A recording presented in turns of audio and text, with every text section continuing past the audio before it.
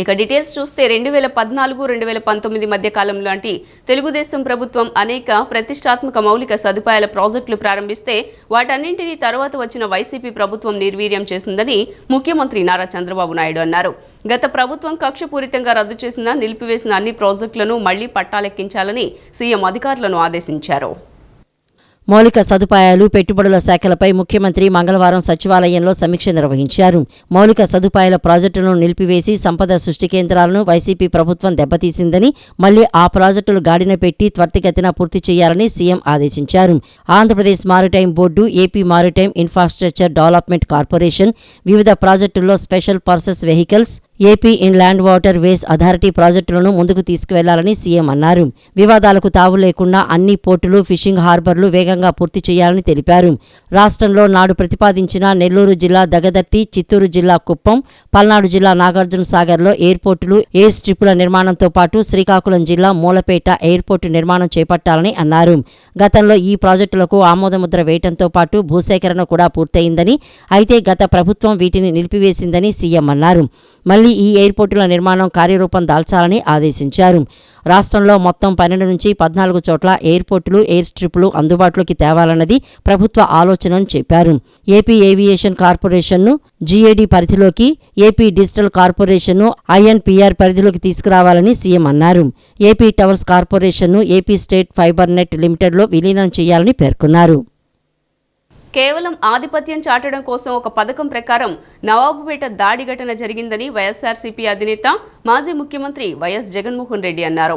రాష్ట్రంలో law and order పూర్తిగా అదుపు తప్పిందని, చివరకు మహిళలు, చిన్నారులపైన అఘాయిత్యాలు జరుగుతున్నాయన్నారు. ఇష్టం వచ్చినట్లు దాడులు చేస్తున్నారని తెలిపారు. ప్రభుత్వాన్ని మరోసారి హెచ్చరిస్తున్నానని, దాడులు ఆపాలని, ఇప్పటికైనా గవర్నర్ జోక్యం చేసుకోవాలని కోరారు. ఎన్టీఆర్ జిల్లా జగ్గయ్యపేట, నవాబ్పేటలో జరిగిన దాడిలో గాయపడిన వైఎస్ఆర్సీపీ కార్యకర్తలిద్దరిని ఆ పార్టీ అధినేత, మాజీ ముఖ్యమంత్రి జగన్మోహన్ రెడ్డి మంగళవారం సాయంత్రం విజయవాడలోని ఓ ప్రైవేటు ఆసుపత్రిలో కలిసి పరామర్శించారు. అనంతరం ఆయన మీడియాతో మాట్లాడారు. నవాబ్పేటలో పథకం ప్రకారమే వైసీపీ కార్యకర్తలను కర్రలతో కొట్టారని, సుమారు 20 మంది కలిసి దాడి చేశారని అన్నారు. ఇలాంటి ఘటనలతో చంద్రబాబు ఏం సాధిస్తారని ప్రశ్నించారు. గ్రామస్థాయి నుంచి భయానక పరిస్థితి కల్పిస్తున్నారని, ఈ అరాచకాలను రాజకీయ పక్షాలకు వివరించామని, జాతీయ స్థాయి నాయకుల దృష్టికి తీసుకువెళ్లామని అన్నారు. ఇప్పుడు గవర్నర్ దృష్టికి తీసుకువెళ్తామని తెలిపారు. హైకోర్టుకు, అవసరమైతే సుప్రీంకోర్టు దాకా వెళ్తామని చెప్పారు. ప్రజల్లో కొత్తగా ప్రభుత్వం మీద వ్యతిరేకతకు కాస్తో కూస్తో టైం పడుతుందని, కానీ చంద్రబాబు మీద వ్యతిరేకత చాలా వేగంగా పెరిగిపోతోందని అన్నారు. నవాబ్పేటలో దారుణంగా కేవలం ఆధిపత్యం అన్నది చాటడం కోసం ఒక పథకం ప్రకారం అక్కడ కర్రలతో అతి దారుణంగా దాదాపుగా 20 మంది కలిసి కర్రలతో అతి పాశవికంగా కొడుతూ హాస్పిటలైజ్ అయి తీవ్రమైన దెబ్బలతో వాళ్ళు హాస్పిటల్లో ఉంటే ఏం సాధిస్తా ఉన్నారు చంద్రబాబు నాయుడు గారిని అడుగుతా ఉన్నాను. ఎన్నికల తర్వాత తొలి చేరికలు తన క్లిష్టమైన విశాఖ నుండి ప్రారంభించడం ఆనందంగా ఉందని ఉప ముఖ్యమంత్రి, జనసేన పార్టీ అధినేత పవన్ కళ్యాణ్ అన్నారు. రానున్న కార్పొరేషన్ ఎన్నికల్లో కూటమి తరపున విజయం సాధించేలా కృషి చేయాలన్నారు. విశాఖలో కాలుష్య సమస్య ఎక్కువగా ఉందని, కార్పొరేటర్లందరిపైన కాలుష్య నియంత్రణ బాధ్యత ఉంటుందన్నారు. గ్రేటర్ విశాఖ మున్సిపల్ కార్పొరేషన్కు చెందిన 5 కార్పొరేటర్లు, కొందరు మాజీ కార్పొరేటర్లు, ఇతర వైఎస్ఆర్ కాంగ్రెస్ పార్టీ నాయకులు మంగళవారం జనసేనలో చేరారు.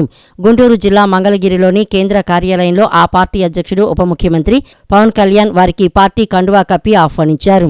ఈ సందర్భంగా పవన్ కళ్యాణ్ మాట్లాడుతూ, ఎన్నికల తర్వాత తొలి చేరికలు తనకిష్టమైన విశాఖ నుంచి ప్రారంభమవటం ఆనందంగా ఉందన్నారు. రానున్న కార్పొరేషన్ ఎన్నికల్లో కూటమి తరపున విజయం సాధించేలా కృషి చేయాలని అన్నారు. విశాఖలో కాలుష్య సమస్య ఎక్కువగా ఉందని, కార్పొరేటర్లందరిపై కాలుష్య నియంత్రణ బాధ్యత ఉందన్నారు. నగరంలో పొల్యూషన్ ఆడిట్ నిర్వహించాలని, అక్కడ రియల్ ఎస్టేట్ సమస్యలు ఎక్కువేనని తెలిపారు. అన్నింటినీ పరిశీలించి ప్రజలకు న్యాయం చేద్దామని అన్నారు. వైజాగ్లో మీకు తెలుసు, ప్రత్యేకంగా పొల్యూషన్ సమస్య చాలా బలంగా ఉంది. దేశంలో కూడా ఎక్కడ లేనంత పొల్యూషన్, కాలుష్యం, వాయు కాలుష్యం కానీ, పర్యావరణ మన నీటి కాలుష్యం కానీ చాలా ఎక్కువ ఉన్న నగరం వైజాగ్ జిల్లా. సో ముఖ్యంగా కార్పొరేటర్స్గా మీ అందరికీ చాలా బలమైన బాధ్యతలు ఉంటాయి. ఈ ఎన్వైరన్మెంట్ పొల్యూషన్ బోర్డు శాఖను కూడా నేనే హెడ్ చేస్తూ ఉన్నాను.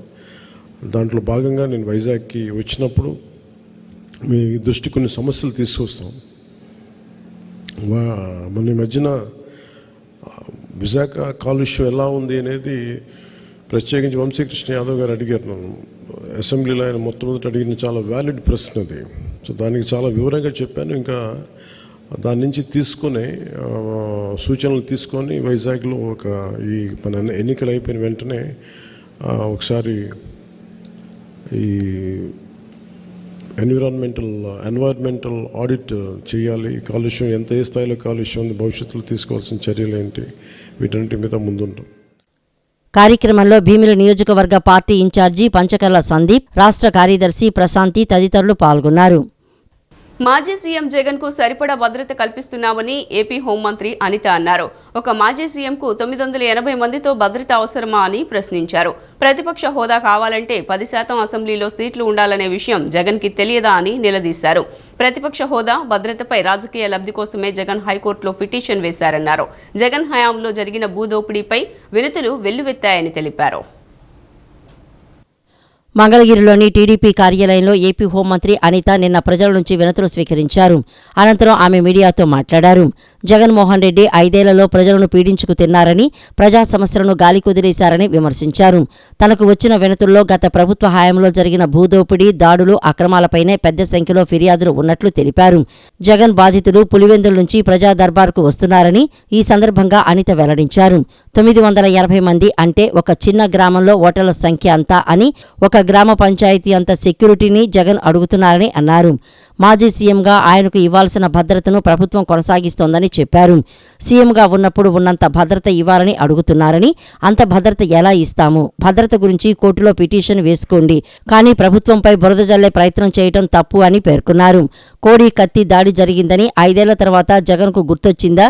సీఎంగా ఉన్నప్పుడు ఆ కేసును ఎందుకు పరిష్కరించుకోలేకపోయారు అని ప్రశ్నించారు. ఎన్నిసార్లు కోర్టు విచారణకు పిలిచినా ఏదో వంకతో హాజరు కాలేదు. దీన్ని బట్టే ఆయనదంతా డ్రామా అని అర్థమవుతోందని అన్నారు. ఏంటది సంథింగ్ బుల్లెట్ ప్రూఫ్ వెహికల్స్ ఇవన్నీ ఆయనకు ఉండి 980 మంది సెక్యూరిటీ అక్కడ పనిచేసేవారు. అంటే నేను ఇందాక చెప్పినట్టుగా ఒక గ్రామం ఆయన గురించి పనిచేసింది. సంఖ్య ఎంత ఉంటుందో అంత సంఖ్య పనిచేశారు. అంటే నేనేమంటానంటే ఈరోజు మీరు వేసుకోవడంలో తప్పులేదు, కానీ బురద చల్లకండి, గవర్నమెంట్ మీద బురద చల్లకండి. మీరు కోర్టులో వేశారు, కోర్టు ఏం చెప్తుందో వినండి. అంతే తప్పించి ఈరోజు మేమేదో మీకు సంబంధించిన భద్రతను మేమేమో ఆపేసామని చెప్పి ప్రజలకి మభ్య పెట్టడానికి, లేకపోతే ఏదో రకంగా బురద చల్లడానికి ప్రయత్నం చేయడం అనేది తప్పు. ఎక్స్ సీఎంగా జగన్మోహన్ రెడ్డికి ఇవ్వాల్సిన జెడ్+ సెక్యూరిటీ ఇస్తున్నాం. 5 సంవత్సరాల తర్వాత గుర్తొచ్చిందా కోడికత్తి కేసు గురించి? మరి 5 సంవత్సరాల ముందు అతను సీఎం అవ్వడానికి కారణమైన కోడికత్తి కేసు ఆయన సీఎంగా ఉండేటప్పుడు ఎందుకు దాన్ని రిజాల్వ్ చేసుకోలేకపోయాడు? ఎందుకు ఒక్కరోజు కూడా కోర్టుకు వెళ్ళలేకపోయాడు? ఈ రోజు వరకు కోడికత్తి ఆ విషయంలో ఒక్కరోజైనా కోర్టుకు వెళ్ళిన సందర్భం మీరు చూసారా? ఎన్నిసార్లు కోర్టు ఆయన్ని కోర్టుకు ఆహ్వానించింది? ఏదో ఒక వంక పెట్టుకుని కోర్టుకు వెళ్ళడం మానేశాడు కదా. మళ్ళీ ఈ రోజు కొత్తగా ఆ డ్రామాని ఎందుకు బయటకు తీసుకొస్తున్నారు ఆయన? రాష్ట్రంలో విద్యా, ఐటీ శాఖ మంత్రి నారా లోకేష్ నిర్వహిస్తున్న ప్రజా దర్బార్ కార్యక్రమానికి విశేష స్పందన లభిస్తోంది. రాష్ట్రంలోని వివిధ ప్రాంతాలకు చెందిన ప్రజలు తమ సమస్యలు చెప్పుకునేందుకు ప్రజా దర్బార్కు వస్తున్నారు. వారందరినీ లోకేష్ ఆప్యాయంగా పలకరిస్తూ ధైర్యంగా ఉండాలని, సమస్యలన్నింటినీ పరిష్కరిస్తామని హామీ ఇచ్చారు. తాడేపల్లి మండలం ఉండవల్లి నివాసంలో లోకేష్ మంగళవారం నిర్వహించిన ప్రజా దర్బార్కు వినతులు వెల్లువెత్తాయి. పలు జిల్లాల నుంచి తరలివచ్చిన అర్జీదారులు తమ గోడును మంత్రికి వివరించారు. వారందరినీ లోకేష్ ఆప్యాయంగా పలకరిస్తూ ధైర్యంగా ఉండాలని, సమస్యలన్నింటినీ పరిష్కరిస్తామని హామీ ఇచ్చారు. వైఎస్ఆర్ కాంగ్రెస్ పార్టీ ప్రభుత్వ హయాంలో మాజీ హోంగార్డులకు తీవ్ర అన్యాయం జరిగిందని, వారందరినీ తిరిగి విధిలోకి తీసుకోవాలని, మాజీ హోంగార్డులు రాష్ట్రంలోని కస్తూర్బా గాంధీ బాలికల విద్యాలయాల్లో పనిచేస్తున్న CRT, PGT, part time guest ఫ్యాకల్టీని కాంట్రాక్టు టీచర్లుగా గుర్తించాలని వినతి పత్రాలు ఇచ్చారు. కుమార్తె చదువుకు ఆర్థిక సాయం అందించాలని కర్నూలు జిల్లా మంత్రాలయం మండలం తిమ్మాపురానికి చెందిన తుమ్మలపల్లి లక్ష్మణ ఇంట్లో బంగారు నగలు, నగదు చోరీకి గురయ్యాయని ఫిర్యాదు చేసినా పోలీసులు పట్టించుకోవటం లేదని, ప్రకాశం జిల్లా ఎనికేపాడుకు చెందిన శ్రీనివాసరావు గంజాయి మత్తులో తమ 16 ఏళ్ల కుమారుడిని హత్య చేశారని, నిందితులను శిక్షించాలని అల్లూరు సీతారామరాజు జిల్లా రామగోపాలపురానికి చెందిన అజ్మీర్ లక్ష్మణ్ విన్నవించారు. ఎగువ ప్రాంతాల నుండి వస్తున్న వరద నీటిని వినియోగించుకుని రాష్ట్రంలోని అన్ని ప్రధాన రిజర్వాయర్లు, మైనర్ ఇరిగేషన్ చెరువులను పూర్తిగా నీటితో నింపాలని ముఖ్యమంత్రి నారా చంద్రబాబు నాయుడు జలవనరుల శాఖ అధికారులను ఆదేశించారు. నీటి వృధాను అరికట్టి ఆయకట్టులోని ప్రతి ఎకరాకు సాగునీరు అందేలా చూడాలని స్పష్టం చేశారు. జలవనరుల శాఖపై మంగళవారం సచివాలయంలో ముఖ్యమంత్రి ఆ శాఖ అధికారులతో సమీక్షించారు. రాష్ట్రంలో ప్రస్తుతం వివిధ ప్రాజెక్టులు, రిజర్వాయర్లో ఉన్న నీటి లభ్యత తదితర అంశాలపై జలవనరుల శాఖ ప్రత్యేక ప్రధాన కార్యదర్శి G Sai Prasad power point presentation ద్వారా సీఎంకు వివరించారు. ఈ సందర్భంగా చంద్రబాబు మాట్లాడుతూ ఇప్పటి వరకు వివిధ రిజర్వాయర్లు, ఇతర ప్రాజెక్టులకు ఎంత నీరు వచ్చి చేరింది, పూర్తి స్థాయిలో నిండకపోవడానికి గల కారణాలను క్షేత్రస్థాయి నుండి విశ్లేషించుకోవాలని అధికారులకు సూచించారు. రాష్ట్రానికి జీవనాడైన పోలవరం ప్రాజెక్టు పనులకు అత్యంత ప్రాధాన్యత ఇచ్చి పూర్తి చేయాల్సిన అవసరం ఉందని స్పష్టం చేశారు.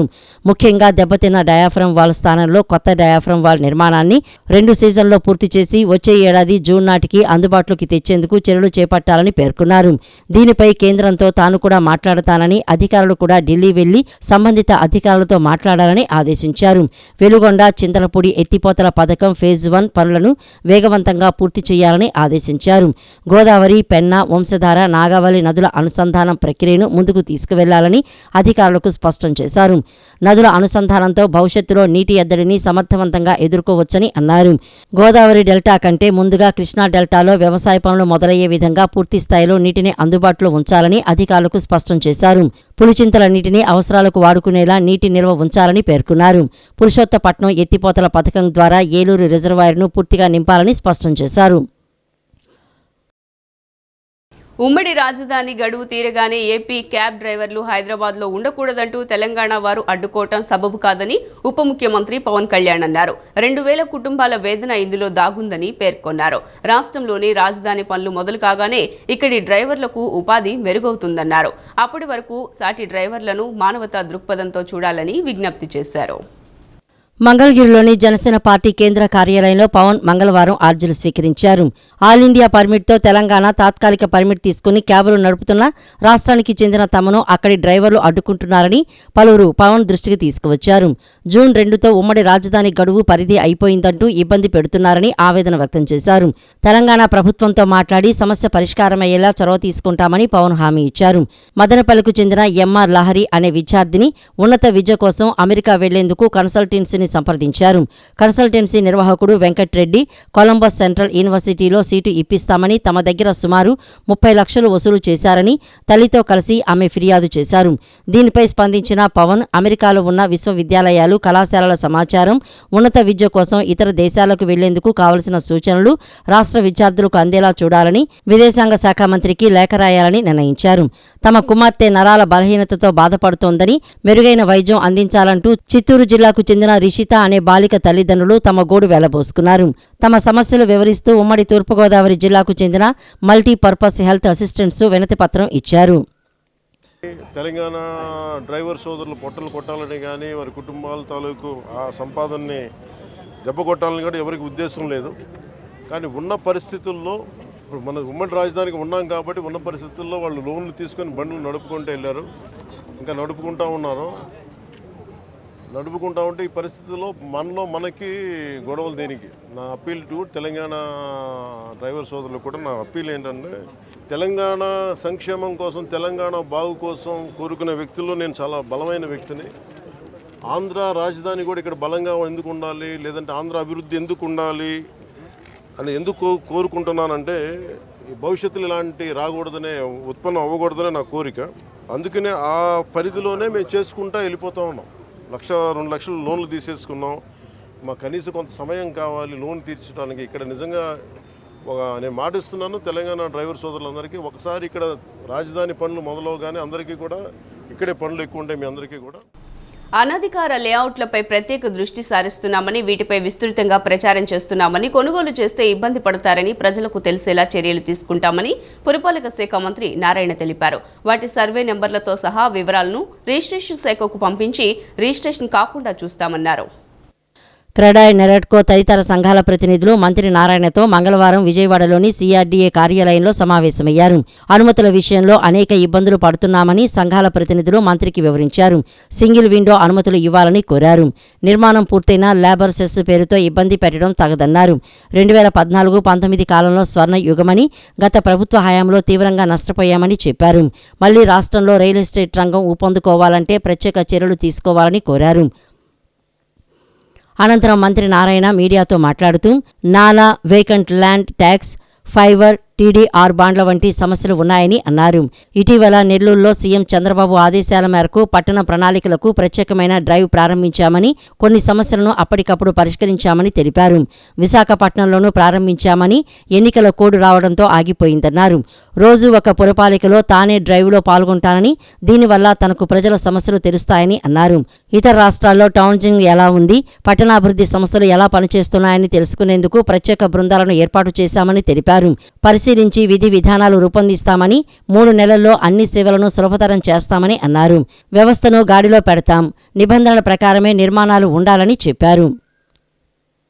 ప్రజలకు ఇబ్బంది లేకుండా సరళీకృతం చేస్తూ, but at the same time అదేవిధంగా ఈ బిల్డర్స్ అసోసియేషన్లు ఉన్నాయి, వాళ్ళకు కూడా చెప్పాను, మీకు ఇండియాలో ఉండే అన్ని అసోసియేషన్తో టచ్లో ఉన్నారు కాబట్టి మీరు కూడా అక్కడ ఎలా జరుగుతుంది, వాళ్ళ రూల్స్ అండ్ రెగ్యులేషన్స్ ఏంది.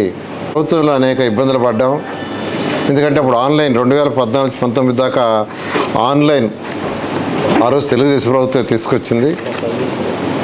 అయితే ఇప్పుడు కొన్ని ఇబ్బందులు ఉన్నాయని, ఒకటి నాలా ట్యాక్స్ విషయం, ఒకటి వేకెంట్ ల్యాండ్ ట్యాక్స్, ఒకటి ఓపెన్ ల్యాండ్ కాస్ట్ గురించి, అదేవిధంగా ఫైర్ డిపార్ట్మెంటు, ఎయిర్పోర్టు, అదేవిధంగా ప్రాపర్టీ ట్యాక్స్, అదేవిధంగా TDR బాండ్స్, ఈ లేబర్ చెస్, షార్ట్స్ ఎవరు అతిక్రమించినా దాని మీద స్ట్రిక్ట్గా యాక్షన్ తీసుకుంటాం.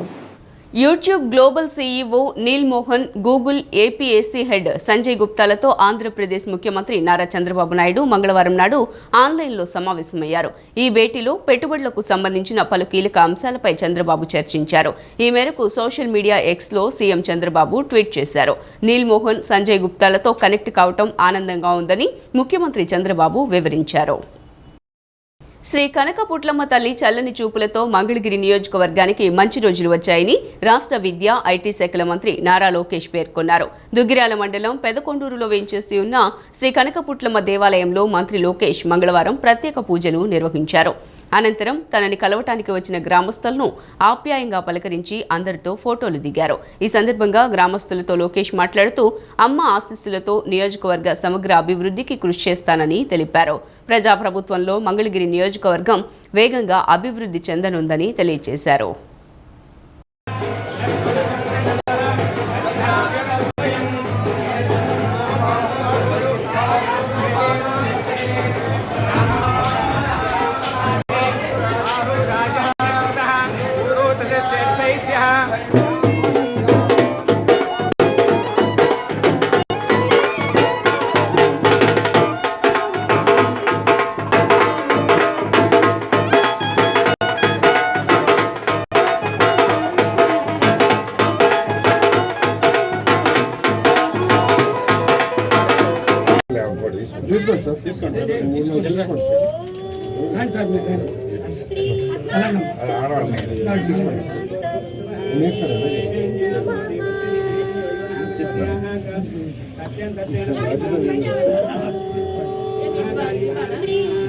బయట వాళ్ళమా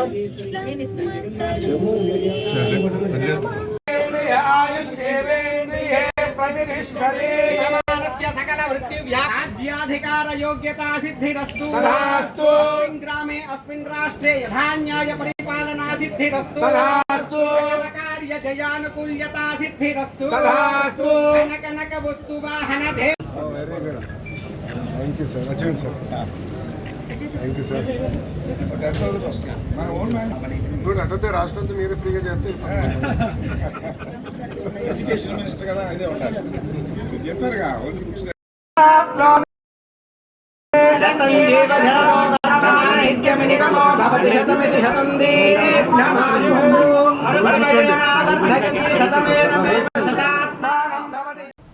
ఆర్థిక కష్టాల్లో ఉన్న ఆంధ్రప్రదేశ్కు కేంద్రం చేయూతనిచ్చి ఆదుకోవాలని టీడీపీ పార్లమెంటరీ పార్టీ నేత లావు శ్రీకృష్ణదేవరాయలు కోరారు. రాష్ట్ర ఆర్థిక దుస్థితిని తెలియజేస్తూ రాష్ట్ర ప్రభుత్వం ఇప్పటికే శ్వేతపత్రం విడుదల చేసింది. ఈ ప్రతులను లోక్సభ, రాజ్యసభ సభ్యులందరికీ అందజేస్తామని తెలిపారు. ఏపీ ఆర్థిక కష్టాలతో కొట్టుమిట్టాడుతోందని, ఆ కష్టాల నుంచి కేంద్రమే గట్టెక్కించి ఆదుకోవాలని విజ్ఞప్తి చేశారు. టీడీపీ పార్లమెంటరీ పార్టీ నేత లావు శ్రీకృష్ణదేవరాయలు లోక్సభలో నిన్న మాట్లాడారు. ఆర్థిక బిల్లుపై చర్చ సందర్భంగా ఎంపీ శ్రీకృష్ణదేవరాయలు రాష్ట్ర ఆర్థిక పరిస్థితిని లోక్సభ దృష్టికి తీసుకువెళ్లారు. ఏపీ ఆర్థిక కష్టాలతో కొట్టుమిట్టాడుతోందని, ఆ కష్టాల నుంచి కేంద్రమే గట్టెక్కించి ఆదుకోవాలని విజ్ఞప్తి చేశారు. రైతులు, చేనేత కార్మికులను మరింతగా ఆదుకోవాలని కేంద్రానికి విజ్ఞప్తి చేశారు. దేశంలో ఆక్వా ఎగుమతులు 70% ఏపీ నుంచే జరుగుతున్నాయన్న ఆయన పీఎం మత్స్య సంపద యోజన కింద ఆక్వా రైతులను ప్రోత్సహించాలని కోరారు. రాష్ట్ర అప్పు 2019లో 3.75 లక్షల కోట్లు కాగా 2024కి 9.74 లక్షల కోట్లకు పెరిగిందని చెప్పారు. ఏపీలో వృద్ధి రేటు 13.5 నుంచి 10.5% పడిపోయిందని, వ్యవసాయ వృద్ధి రేటు 16 నుంచి 10% తగ్గిపోయిందని అన్నారు. 5 ఏళ్లలో రాష్ట్రం అన్ని రంగాల్లో వెనుకబడింది, వృద్ధి రేటు దిగజారిందని అన్నారు. రాష్ట్ర ద్రవ్యోల్బణం 4.5% నుంచి 6% మించిందని, రాష్ట్ర ఆర్థిక పరిస్థితి దృష్ట్యా కేంద్రం ఏపీపై ప్రత్యేక దృష్టి పెట్టాలని, రెవెన్యూ లోటు, అప్పుల భారం నుంచి బయటపడేందుకు చేయూత ఇవ్వాలని కోరారు. Taxpayers are actually feeling the brunt. So I wish and I hope the finance ministry will take this matter into the account so that we will make it easy for the taxpayers to actually come into the fold, ma'am. Also, there is a rise in the gross revenue by almost 14%, ma'am. And I also have to thank the finance ministry for reducing the corporate tax from 40% to 35%, ma'am. Also, we have made numerous representations to the finance minister regarding the angel tax that has been levied. And this is a boon, ma'am, for that finance ministry has removed this, and this will help startups to the whole ecosystem will develop in the next few years to come. But the one word that has to be removed from the district district of the finance ministry is with respect to the retrospective tax, which we keep hearing from time to time, ma'am. Yesterday also I was reading somewhere with regards to the mineral development, mineral industry, which has come forward and saying that we cannot function, this industry can't function if you go for retrospective tax. And a few years back also there was on some industry there was another retrospective tax. October 2న వికసిత Andhra Pradesh 2047 vision ప్లాన్ను దేశ ప్రధాని నరేంద్ర మోదీ చేతుల మీదుగా ఆవిష్కరించాలని రాష్ట్ర ముఖ్యమంత్రి నారా చంద్రబాబు నాయుడు ఆలోచనకు అనుగుణంగా విజన్ డాక్యుమెంట్ను సత్వరమే రూపొందించేందుకు అన్ని శాఖల అధికారులు సహకరించాలని రాష్ట్ర ఆర్థిక ప్రణాళిక శాఖ ప్రిన్సిపల్ సెక్రటరీ పీయూష్ కుమార్ కోరారు. ఆంధ్రప్రదేశ్ 2047 విజన్ ప్లాన్ను రూపొందించేందుకు అవసరమైన సూచనలు, సలహాలు అందజేయాలన్నారు. రాష్ట్ర సమగ్ర అభివృద్ధికి సంబంధించి ముఖ్యమంత్రి నారా చంద్రబాబు నాయుడు దార్శనికతకు అనుగుణంగా జిల్లాలో అన్ని శాఖల అధికారుల కార్యాచరణ ఉండాలని కలెక్టర్ డాక్టర్ జి సృజన స్పష్టం చేశారు. విజయవాడలోని కలెక్టర్ క్యాంపు కార్యాలయంలో ఎన్టీఆర్ జిల్లా కలెక్టర్ జి సృజన, జాయింట్ కలెక్టర్ డాక్టర్ నిధి మీనా, డిఆర్ఓ వి శ్రీనివాసరావుతో కలిసి కలెక్టర్ క్యాంపు కార్యాలయంలో వివిధ శాఖల జిల్లా అధికారులతో సమావేశమయ్యారు. ముఖ్యమంత్రి నిర్వహించిన కలెక్టర్ల సదస్సులో కీలక అంశాలతో పాటు ముఖ్యమంత్రి, ఉప ముఖ్యమంత్రి చేసిన సూచనలను కలెక్టర్ వివరించారు. వ్యవసాయం, అనుబంధ రంగాలు, పరిశ్రమలు, గ్రామీణాభివృద్ధి, విద్య, వైద్య, ఆరోగ్యం, సహజ వనరులు, సంక్షేమం, గృహ నిర్మాణం ఇలా శాఖల వారీగా పవర్ పాయింట్ ప్రెజెంటేషన్తో భవిష్యత్తు ప్రణాళికలను వివరించారు. ఈ సందర్భంగా కలెక్టర్ సృజన మాట్లాడుతూ కార్యాలయ సేవలు, క్షేత్రస్థాయి సందర్శనలకు సమప్రాధాన్యం ఇవ్వాలని సూచించారు. జీరో పావర్టీ, సాంఘిక, భౌతిక, మౌలిక వసతుల అభివృద్ధి, జనాభాలో యువశక్తి, జీవన సౌలభ్యం, సంక్షేమ, అభివృద్ధి అంశాలతో రాష్ట్ర ప్రభుత్వం విజన్ ఆంధ్ర 2047 దార్శనిక ప్రణాళికలను రూపొందిస్తోందని, ఇందుకు జిల్లా పరంగా అవసరమైన నివేదికలతో సిద్ధంగా ఉండాలని తెలిపారు. పేదల జీవన ప్రమాణాలను పెంచి వారిని పేదరికం నుంచి దూరం చేసేలా ప్రభుత్వం పేదల సేవలో కార్యక్రమాన్ని ప్రారంభించనున్నట్లు తెలిపారు. ఒక పారిశ్రామిక రంగంలోనే కాకుండా వివిధ రంగాల్లో ఉద్యోగాల కల్పన, జీవనోపాధి సృష్టిపై దృష్టి సారించాలని తెలిపారు. గ్రామాలు, పట్టణ ప్రాంతాల్లో రహదారులు, డ్రైన్లు, తాగునీటి సరఫరా ఇలా ఏ పని చేపట్టినా మాస్టర్ ప్లాన్ ప్రకారం ఉండాలన్నారు. సామాజిక ఆస్తుల సృష్టిపై ప్రత్యేక దృష్టి సారించాలని తెలిపారు. తూర్పు నియోజకవర్గ పరిధిలోని ఏపీఐఐసి కాలనీలో సమస్యలను ప్రభుత్వం దృష్టికి తీసుకువెళ్లి సాధ్యమైనంత త్వరగా పరిష్కరించడానికి చర్యలు తీసుకుంటామని తూర్పు నియోజకవర్గ ఎమ్మెల్యే గద్దె రామ్మోహన్ అన్నారు. ఏపీఐఐసి సంస్థ కింద ఈ కాలనీలో కొన్ని స్థలాలు ఉండటం, అక్కడక్కడ ఇళ్లు ఉండటం వలన కొంత సమస్య ఉందన్నారు. ఈ అంశాన్ని ముఖ్యమంత్రి నారా చంద్రబాబు నాయుడు దృష్టికి తీసుకువెళ్లి పరిష్కరిస్తామని తెలిపారు. తూర్పు నియోజకవర్గ పరిధిలోని 4వ డివిజన్ ఏపీఐఏసీ కాలనీలో ఎమ్మెల్యే గద్దె రామ్మోహన్ నిన్న పర్యటించారు. అనంతరం కోగంటి రామయ్య కళ్యాణ మండపంలో స్థానిక పెద్దలతో సమావేశమై స్థానికంగా ఉన్న సమస్యలను అడిగి తెలుసుకున్నారు. ఈ సందర్భంగా ఎమ్మెల్యే గద్దె రామ్మోహన్ మాట్లాడుతూ 2014-19 మధ్య కాలంలో కొద్దిపాటి వర్షానికే వర్షపు నీరు నిల్వ ఉండేదని, ఆ సమస్యను పరిష్కరించడానికి అనేక ప్రయోగాలు చేశామని అన్నారు. గత తెలుగుదేశం ప్రభుత్వంలో కార్పొరేషన్ ఈఈగా ఉన్న ధనుంజయ్ చొరవతో సంపు నిర్మాణం చేయడంతో సమస్యను కొంతవరకు పరిష్కరించగలిగామని అన్నారు. కాలనీలో అపార్ట్మెంట్ల సంఖ్య పెరగడంతో ఈ సమస్య మళ్లీ ఉత్పన్నమయ్యే అవకాశం ఉందని స్థానికులు తన దృష్టికి తీసుకువచ్చారని అన్నారు. గుంటతిప్ప డ్రైన్ అభివృద్ధికి ప్రత్యేకంగా నిధులు తీసుకువస్తున్నామని, అందువల్ల ఈ సమస్య పూర్తి స్థాయిలో పరిష్కారం అవుతుందని పేర్కొన్నారు. 2014-19 మధ్య కాలంలో ఈ సమస్యపై పనిచేశామని, అందువల్ల ఆ ఫైల్ను బయటికి తీసి వెంటనే పరిష్కరించేలా చూస్తామని చెప్పారు. మున్సిపల్ శాఖ మంత్రి పి నారాయణ ఏ సమస్యను చెప్పినా పరిష్కరించేలా చూస్తున్నారని అన్నారు. మరి ఆ రోజున ఈ సైట్స్ అలాట్ చేసేటప్పుడు అంటే ఆ రోజున ఇంజనీర్ ఉద్దేశం ఏ ఉద్దేశంతో ముందు వెనక కామన్ సైట్ పెట్టారో నాకు అర్థం కాదు. అప్పుడు అసలు వాళ్ళ ఐడియా ఏంటి అనేది అర్థం కాదు. ఏదైనా ఉంటే ఒక కామన్ సైట్ అందరికీ పనికొచ్చేది ఒకసారి కామన్ సైట్ పెడతారు తప్ప ముందు వెనక ఒకవేళ పెడితే ఆ కాంపౌండ్లో ఉన్న ఇళ్లకి వరకు అధికారం ఇచ్చేటట్టు వాళ్ళిద్దరూ దాన్ని షేర్ చేసుకుని పెట్టాలి తప్ప ఏపీఐసి సంస్థ కింద సైట్లు రావడం అది రాంగ్ ప్లానింగ్ అని నేను అనుకుంటాను. అది ఎందుకు ఈ కామన్ సైట్ పెట్టి ఎవరెవరు వాడు కూడా పెట్టారు. కొన్నిసార్లు 2 ఇళ్ళు ఉన్నాయి, కొన్నిసార్లు 4 ఇళ్ళు ఉన్నాయి, కొన్నిసార్లు 6 ఇళ్ళు ఉన్నాయి, లేదా ఎక్కువ ఉన్నాయి. ఆ ఇళ్ళ వరకు ఇప్పుడు మనం అపార్ట్మెంట్ కట్టినా దాంట్లో 40 మంది ఉంటే ఆ 40 మందికి కూడా సైట్ డివైడ్ చేస్తారు. మొత్తం కామన్ సైట్తో కలిపి డివైడ్ చేస్తారు. మరి అట్లా డివైడ్ చేయకుండా వెనక ముందు ఏపీఐసి కాలనీ సైట్లు పెట్టుకోవడంతో వాళ్ళకు వచ్చే ఉపయోగం ఏంటో నాకు అర్థం కాని విషయం. ఏదైనా కూడా ఈ చంద్రబాబు గారి దృష్టికి తీసుకెళ్ళడం జరిగింది. ఇది ఎందుకంటే ఆ రోజు 2014-19లో అంతా కూడా ఈ డ్రైన్ ఏ విధంగా పోద్ది, ఈ కాలనీ మునక్కుండా ఏమి చూడాలి అనేది టైం స్పెండ్ చేసి నాకు చివరిలో చెప్పారు ఈ సైట్ల విషయం కూడా ఉంది. ఈ విషయం ఆ విషయాన్ని కూడా నేను ప్రస్తావించడం జరిగింది. దాని మీద కొంచెం వర్క్ కూడా జరిగింది. ఈలోపు గవర్నమెంట్ పటమట సీఐ పవన్ కిషోర్ మాట్లాడుతూ తాను నూతనంగా బాధ్యతలు తీసుకోవడం జరిగిందని, స్టేషన్ పరిధిలో లా అండ్ ఆర్డర్కు సంబంధించి ఏ సమస్య ఉన్నా తన దృష్టికి తీసుకువస్తే పరిష్కరించేందుకు కృషి చేస్తానని చెప్పారు. అలాగే యువత ఎక్కువగా డ్రగ్స్కు బానిసలు అవుతున్నారని, దానిపై కాలనీల పెద్దలు కూడా శ్రద్ధ తీసుకుంటే డ్రగ్స్ను నియంత్రించి యువతను బాగు చేసుకుందామని చెప్పారు. మన ఏపీఐసి మెంబర్స్ అలాగే గద్దె రమేష్ గారు ఇక్కడ ఉన్న పెద్దలు కూడా రావడం జరిగింది. అలాగే ఎక్కువగా రిపీటెడ్గా కలుసుకుని ఇక్కడ సమస్యల మీద కొంచెం ఎక్కువగా తెలుసుకుని సమస్యలు పరిష్కరించడం జరుగుతుంది. మీరు కూడా మీకు సంబంధించి ఏదన్నా సరే ఇక్కడ ముఖ్యం ఏంటంటే మనంతా కూడా డ్రగ్స్ మీద దృష్టి పెట్టాలి మనం. ఎందుకంటే చాలామంది పిల్లలు యూత్ అందరూ కూడా ఈ డ్రగ్స్ వల్ల పాడైపోతున్నారు. ఫస్ట్ కొంచెం దాని మీద కాన్సన్ట్రేట్ చేద్దామని చేసి ప్లాన్లో ఉన్నాం. మీరందరూ కూడా ఆ విషయంలో మీకు ఎటువంటి సమాచారం తెలిసినా మాకు వెంటనే తెలియజేయవలసిందిగా కోరుకుంటున్నాం. అలాగే ఇంకా వేరే ఏమన్నా మీకు సంబంధించి ఏమన్నా సరే డైరెక్ట్గా ఎనీ టైం మీరు మా స్టేషన్కి వచ్చి. గన్నవరం నియోజకవర్గంలో అపరిష్కృతంగా ఉన్న పలు సమస్యలను పరిష్కరించాలని రాష్ట్ర ముఖ్యమంత్రి చంద్రబాబు నాయుడుకు గన్నవరం ఎమ్మెల్యే యార్లగడ్డ వెంకట్రావు విజ్ఞప్తి చేశారు. కృష్ణా డెల్టా కాలువలకు పూర్తి స్థాయిలో సాగునీటిని విడుదల చేసి రైతుల పంటలు ఎండిపోకుండా కాపాడాలని కోరారు. బాపులపాడు మండలం అంపాపురం వద్ద పోలవరం కాలువ, ఏలూరు కాలువ అనుసంధాన పనులకు నిధులు మంజూరు చేయాలని కోరారు. రాష్ట్ర సచివాలయంలో ముఖ్యమంత్రి చంద్రబాబు నాయుడిని కలిసిన యార్లగడ్డ వెంకట్రావు నియోజకవర్గంలో సమస్యలను వివరించారు.